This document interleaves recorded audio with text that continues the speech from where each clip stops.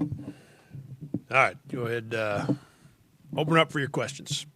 Jake, AJ, 12 points away from 1,000 for his career. Can you just assess what you've seen out of him through these first season and a half, and how would you kind of rate what he's been able to do with the high expectations coming in? Yeah, he's handled it great. From the get go. I think we all felt like that he was going to step in immediately and have a not just play as a freshman, but have an impact that most freshmen don't have, and that's a lot in terms of expectations. And you tack on to it, his dad is an assistant coach. He's from right here in town, so everybody knows him. So when he when he is out, if he is at the grocery store or on campus, wherever it might be, everybody's well aware of who he is and feels comfortable saying hi. Or when you add all of that up, that can be a lot to handle. And he has done a remarkable job. When I think about the year and a half, last year he had a terrific freshman year, but that there wasn't without some struggles at times. There were some times in the non-conference where he didn't play as well as he would have liked to. There were some times in January in conference play where he didn't play as much in a couple of games. And when you have all of those other things in terms of the expectations, that I just touched on, that can be a lot to handle. And he has just done a remarkable job of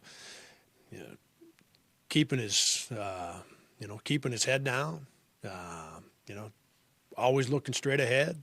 What do I need to work on? What do I need to do to get better? What do I need to do to help our team? He approaches every day with that same mentality.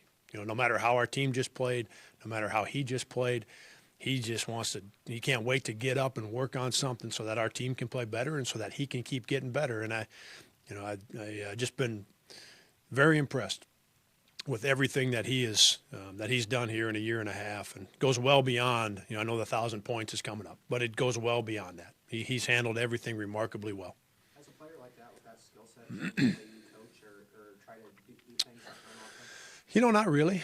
I think about Mark's in the office here, and I think Mark would tell you the same thing. He had by the time he was a junior and senior, he had the ultimate freedom and green light to let it fly from the 3-point line, and had I think he made 96 threes his senior year after freshman and sophomore year where he didn't take as many or make as many. And you think about the other guys right now, Spencer and Trey, if they don't shoot it when they catch it, they know that they're going to hear from me if they don't let it fly. And so AJ, same category for AJ. And go back to Bohannon and Jesperson and Cajo and John. I mean, you just keep listing them all. That's the way we play. AJ, it's the same for him as it is for anyone else in our program. We expect that you're going to get in and you're going to work hard on your game. And you're going to work on the shots that you shoot in the game. And you take care of that part of it, you can play any way you want during that 40 minutes. And that goes for everybody, including AJ. It's been a while since you've seen this Illinois State team. How different are they? Looks like they're maybe starting a different lineup. Yeah. Yep, they are. They're starting a different lineup. A little bit bigger lineup. They've played. They've obviously in our game, they gave us all kinds of trouble at both ends of the floor. They executed their stuff very well, and gave us some troubles in particular in the second half where they got going offensively. They defended us well, I thought, all night, maybe more so the last 10 minutes of the first half. We got out to that lead, but the last 10 minutes of the first half, and then in the second half, they made some things hard on us, but they also got us to turn the ball over. And they got out into the open floor with live ball turnovers, and that created offense for them and really got them going. And they caused us a lot of problems at both ends of the floor. So we just got we got work to do today and tomorrow so that we put we do a better job both ends, Gary. We've got to play better than what we did at their place. They scored 56 points in that second half, and can you look at it and say a lot of it was just because of the second half turnovers? Are there other things that need to clean up? Yeah, there would. It would be a couple of things. One, the live ball turnover. They did a very good job with their defense. They took some things away from us. They got us to turn it over. They were active. The deflections and give them credit for the way they played defensively to get themselves into the open court with the live ball turnovers, and then they executed their stuff well. They ran their stuff well, and we didn't do a good enough job of defending some of their stuff in the half court. And so we got, like I said, we got a lot of work to do today and tomorrow. Anybody else? I know you're looking just at Illinois State, but we won't see it till next Monday. So you got Loyola at Loyola on Saturday. I'll see you on Wednesday.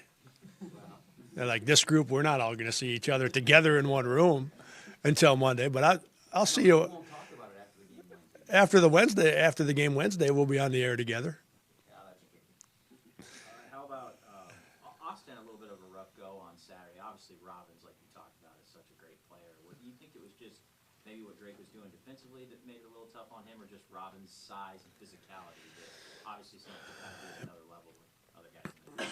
Yeah, he's Robbins has been a handful for everybody at both ends. And what gets talked about more often is a guy's offense, and that's Robbins has been great at the offensive end, but he's blocking shots and making things tough for everybody that he plays against right now.